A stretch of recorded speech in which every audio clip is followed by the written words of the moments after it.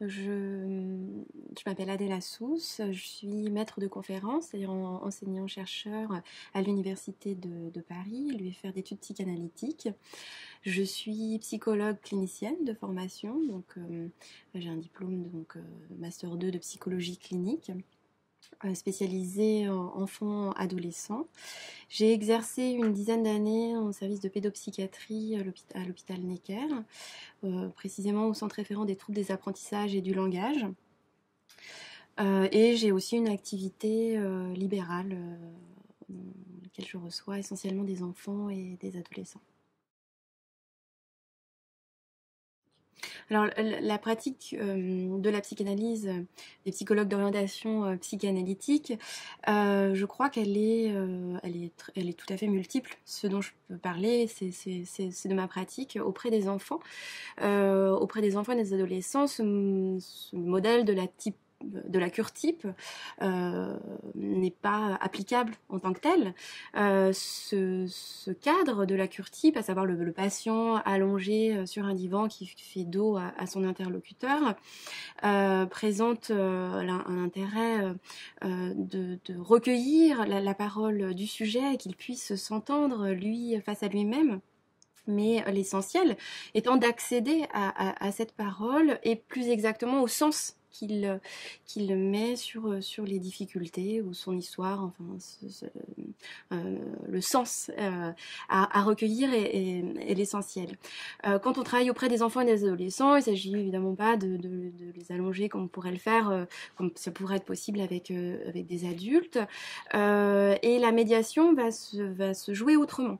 Plus l'enfant est petit, plus on va avoir pour médiation le jeu notamment, et qui peut être aussi le dessin, la parole bien sûr, mais la parole aidée de cette médiation pour la facilité.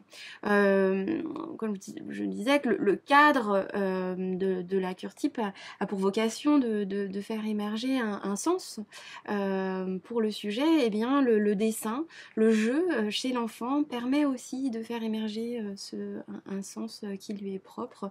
Et voilà, après, au fil de la prise en charge des thérapies, plus le lien est établi, plus la confiance est établie aussi.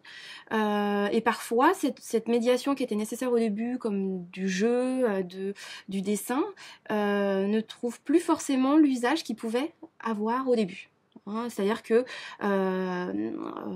et même quand l'enfant est petit, eh bien, pour entrer en contact avec lui, il était nécessaire d'avoir recours au dessin et commencer l'échange dans cette modalité-là.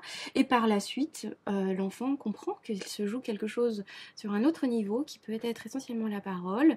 Et à ce moment-là, il y a des enfants qui n'utilisent plus, en tout cas peut-être un certain temps, le jeu comme ils ont pu le faire au début.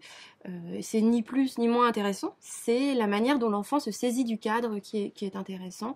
Disons qu'il y a des outils qui sont à sa disposition dont il peut se saisir, et s'il en ressent le besoin, eh bien, il peut les utiliser. Et si à d'autres moments c'est moins pertinent pour ce qu'il a exprimé, il ne les utilise pas.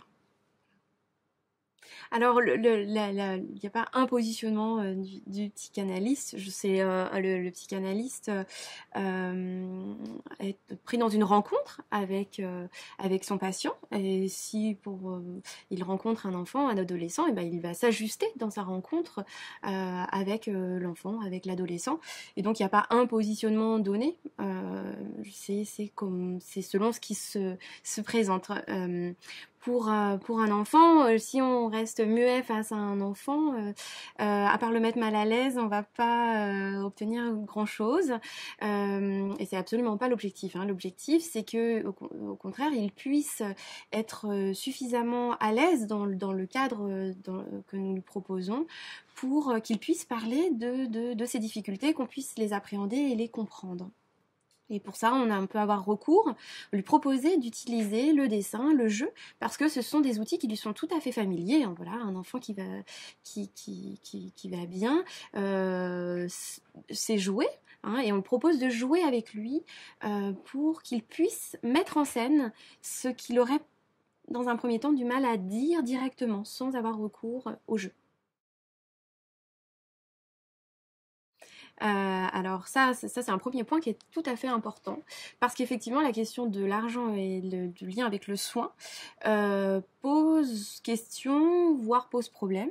Je crois beaucoup en l'institution et c'est pour ça que j'y ai longtemps travaillé et que je défends l'institution publique parce que justement c'est un accès aux soins qui est indépendant de la question financière.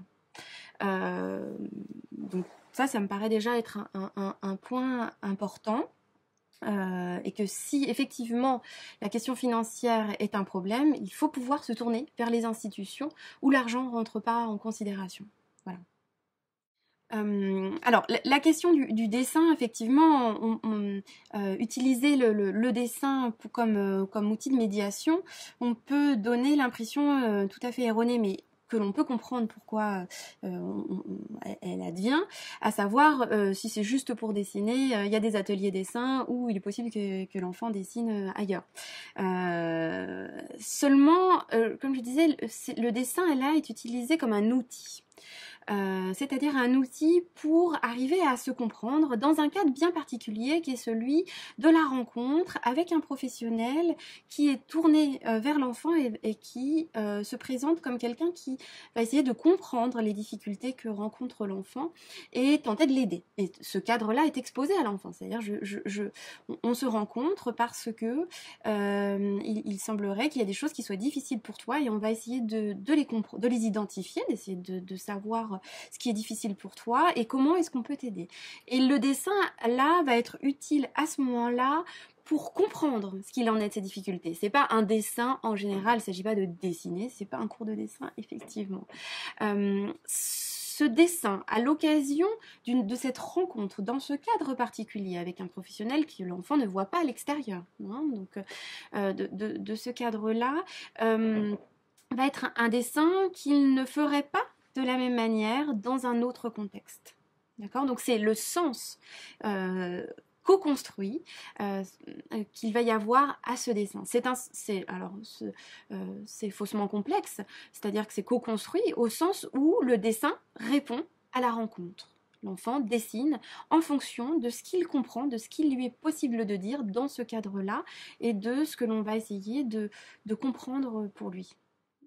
Je dirais que c'est une caractéristique plus qu'une spécificité. La caractéristique de la pratique d'orientation analytique est de prêter une attention toute particulière à la souffrance psychique et de tenter de lui accorder, de lui trouver le sens qu'elle peut revêtir et un sens que l'on suppose en partie inconscient. C'est-à-dire que ce sens-là ne se donne pas à voir en premier lieu d'emblée, on ne peut pas y avoir accès tout de suite, mais il va falloir essayer de comprendre comment s'exprime cette souffrance et ce qu'elle vient signifier. Donc ça, c'est un premier point. Il y a d'autres pratiques qui s'intéressent et qui essayent d'atténuer cette souffrance psychique. Hein. La psychanalyse n'a absolument pas l'exclusivité, mais l'exclusivité n'est pas du tout un gage d'efficacité. Hein. Donc il s'agit de s'intéresser, c'est une modalité d'accès à la compréhension de la souffrance psychique d'un sujet, en supposant que cette compréhension peut être une manière, à terme, d'atténuer cette souffrance. Je crois que ça fait en premier lieu référence à la formation théorique du clinicien. Donc une formation dans laquelle la psychanalyse a une place importante. La psychanalyse d'une part, mais aussi la psychologie clinique, qui sont deux disciplines qui se rencontrent, bien entendu, mais qui sont aussi distinctes en certains points, qui ne se recouvrent pas totalement. Donc déjà, je crois que ça fait appel à la formation. D'orientation analytique implique donc d'avoir recours donc, au corpus théorique qui est celui de la psychanalyse et de la psychologie clinique, sans pour autant nécessairement s'inscrire dans un cadre qui serait celui de la cure type, à savoir le patient allongé qui fait dos à son interlocuteur, puisque voilà, avec les enfants et les adolescents, donc la pratique qui est la mienne, il se trouve que ce cadre de la cure type n'est pas possible et pour autant, la psychanalyse met d'un grand recours dans ma pratique, alors même que je n'utilise pas ce cadre factuel au sens de concret des choses. Pour autant, la psychanalyse me permet de penser ce moment de rencontre clinique. Je dirais, et c'est peut-être valable dans toute situation, même de gravité moindre, je crois que la psychanalyse a un grand recours dès l'instant où elle ne se pense pas seule. La psychanalyse s'inscrit, je crois, et ce, dans ses fondements théoriques, c'est de ce dont il est question, dans un réseau qui est celui d'une interdisciplinarité et dans l'idéal d'une transdisciplinarité, à savoir d'une transdisciplinarité, c'est pas seulement être côte à côte, travailler avec d'autres professionnels, c'est vraiment ensemble, construire ensemble une prise en charge. Donc, plus les troubles sont importants, plus ils sont graves, je crois, plus il est nécessaire de faire appel à différents professionnels qui peuvent aider à une prise en charge la plus complète, la plus globale possible. Mais ce qui se semble être une évidence, plus le trouble est grave, qu'il faut travailler à plusieurs, mais qui dit plusieurs, c'est pas plusieurs psychanalystes, je crois vraiment que c'est plusieurs professionnels qui vont ensemble s'atteler à aider au mieux le patient qu'ils ont en face d'eux. Je crois que c'est tout aussi valable pour des difficultés moindres. Il me semble qu'il est très important en tant que professionnel de toujours penser un travail en équipe et ce même quand il travaille en libéral, d'ailleurs pas en institution. Le travail institutionnel existe toujours, même quand il est symbolique, parce que un professionnel qui travaille en libéral se doit d'avoir toujours en tête qu'il existe un réseau de professionnels qui peuvent être d'un très grand recours dans certaines situations et qu'il ne doit pas agir seul.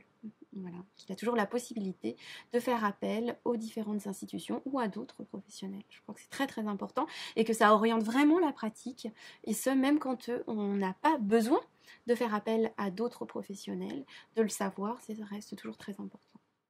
Oui, le travail en équipe, quand il est en institution, quand on travaille un psy travaille en institution, de toute manière, il est d'emblée. On travaille avec des collègues qui sont de formations différentes. Et je vois par exemple ma pratique au centre référent des troubles des apprentissages et du langage, c'est un centre dans lequel on reçoit de jeunes enfants et qui rencontrent des difficultés d'apprentissage ou de langage, et on doit établir un diagnostic de leurs troubles en particulier. Et donc on reçoit ces enfants, on les reçoit, donc il y a effectivement une évaluation psychologique qui comporte une évaluation cognitive, donc des tests communément appelés les tests du QI par exemple, et puis des tests projectifs, donc le fonctionnement de leur personnalité.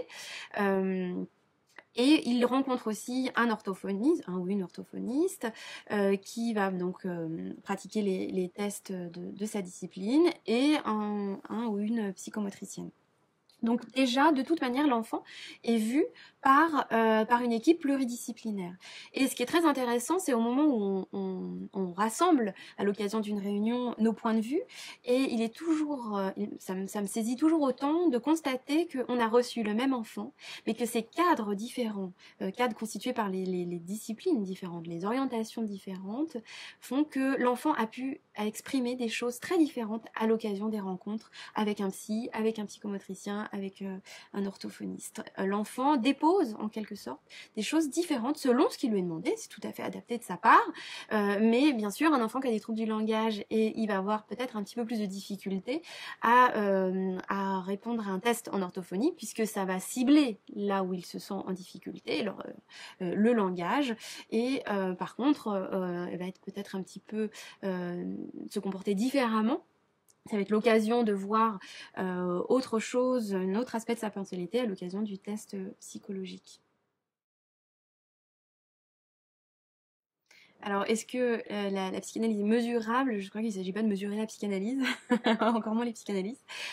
C'est quelles sont les données qui sont mesurables. Bruno Falissard, qui est un éminent chercheur, psychiatre, et voilà, parle de la mesure de la subjectivité en santé. Et selon lui, effectivement, il y a des données, certaines données qui sont mesurables, quantifiables. Maintenant, le chiffre à tout prix, ça, je crois que ça n'a jamais mené à rien. Il ne s'agit pas de mesurer pour mesurer. De toute manière, dans le champ de la psychanalyse, et j'oserais dire dans le champ de la psychologie en général, la mesure, donc l'aspect quantitatif, ne peut avoir d'intérêt que s'il est associé de toute manière à une dimension qualitative. Donc plus le qualitatif, ce serait les entretiens, la parole en elle-même et la quantification, et il me semble tout à fait possible, conciliable, à la condition sine qua non de s'interroger sur ce qu'on mesure, parce que des fois on croit qu'on mesure une chose et puis en fait on en mesure une autre. Donc qu'est-ce qu'on mesure en fait? À quoi est-ce qu'on s'intéresse, et quelle est la plus-value de cette mesure? Pourquoi est-ce qu'on mesure? Peut-être pour être plus concrète, enfin de donner un exemple qui m'a été utile dans une recherche, donc auprès d'enfants qui souffrent de troubles conséquents du langage. J'ai pu avoir recours à une dimension quantitative, la quantification, sur deux aspects. Un premier aspect, l'usage des tests, des échelles de Wechsler, en fait, des tests psychologiques, le communément appelé le quotient intellectuel. Donc c'est une mesure qui permet en fait d'appréhender des éléments autour du fonctionnement cognitif, et si on le dit un peu trop vite, on dirait de l'intelligence. Ça, c'est un élément très important, de pouvoir mesurer ce qu'il en est du fonctionnement cognitif et intellectuel de l'enfant, pour mettre en évidence que des enfants qui ont des troubles du langage et qui ont des difficultés à s'exprimer, pour autant, au plan non verbal, peuvent fonctionner tout à fait de manière efficace. Et c'est pas forcément évident, parce que quelqu'un, on en fait tous l'expérience, quelqu'un qui a du mal à s'exprimer, on va avoir tendance à penser que il fonctionne, il est peut-être moins intelligent parce qu'il se fait tout simplement moins bien comprendre. Donc ça, c'était déjà un élément très important, de mesurer en fait que le fonctionnement intellectuel de ces enfants, au plan non verbal, puisque bien sûr au plan verbal c'est affecté, mais au plan non verbal, il fonctionne aussi bien que les enfants du même groupe d'âge. Donc déjà, c'était une première mesure qui rentrait en considération, avec l'idée que ça ne mesurait que ça, si je veux dire. C'est déjà beaucoup, mais c'est que ça. Et pas faire dire aux chiffres ce qu'il ne dit pas, et plus, il n'y avait pas une autre volonté que cette mesure-là. Il y a une autre étape de la recherche auprès des enfants qui ont des troubles du langage qui est intervenue, c'est l'usage d'un test, les histoires à compléter, où il s'agit d'un test où on raconte le début des histoires à un enfant, et il s'agit pour l'enfant de raconter la suite de ces histoires initiées par l'adulte. Ça fait recours à des petits personnages, des petites figurines, donc c'est assez concret. Si l'enfant veut raconter en manipulant, la mise en scène vaut pour narration, eh bien il peut soit manipuler et parler en même temps, soit simplement manipuler les personnages. Et donc ce test-là donne lieu à bien sûr à une dimension clinique. On observe comment l'enfant se saisit de ce matériel pour raconter, comment est-ce qu'il raconte. Et puis on peut utiliser une échelle de cotation qui permet d'avoir des données chiffrées, notamment autour de l'attachement. À ce moment-là, on obtient par cette cotation un profil d'attachement. Voilà. Et donc c'est très intéressant de concilier ces données, les données qu'on obtient par le biais de ce test-là. On va pouvoir donc avoir un profil d'attachement, donc c'est des chiffres à nouveau. Ces chiffres sont tout à fait intéressants, mais comment dire, n'amenuise absolument pas, n'enlève pas du tout la dimension qualitative qui a pu se passer à l'occasion de cette rencontre. C'est-à-dire que l'enfant qui raconte une histoire il va y avoir des éléments cliniques qualitatifs tout à fait intéressants à prendre en considération. Et c'est pas parce qu'on utilise la mesure et les chiffres que l'on ne va pas utiliser des données qui ne sont pas chiffrables. En fait, voilà. Je crois que la quantification est possible dans le champ de la psychologie clinique, dans le champ de la psychanalyse, dès l'instant où on sait ce que l'on mesure et on a la conscience de ses limites avant tout. Donc, la conscience qu'on ne peut pas tout mesurer, il ne s'agit pas de tout mesurer non plus.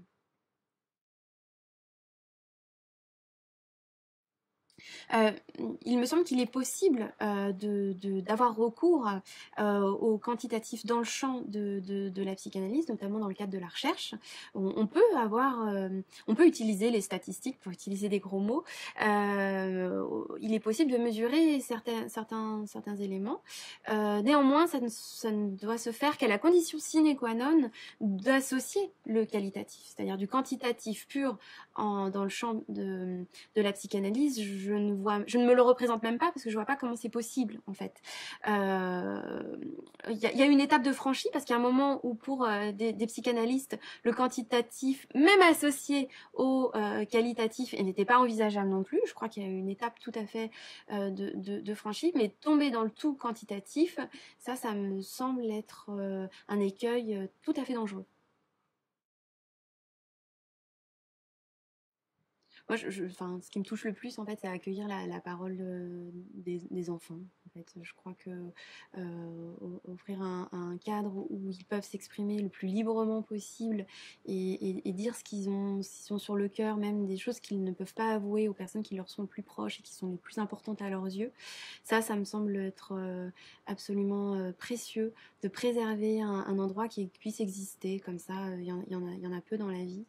C'est parfois au gré de bonnes rencontres, mais parfois les bonnes rencontres dans la vie suffisent pas et un cadre thérapeutique peut être une occasion d'une rencontre où l'enfant peut dire ce qu'il n'oserait pas dire à quelqu'un d'autre pour que peut-être dans un second temps il puisse le dire à la personne à qui il aurait besoin de le dire directement.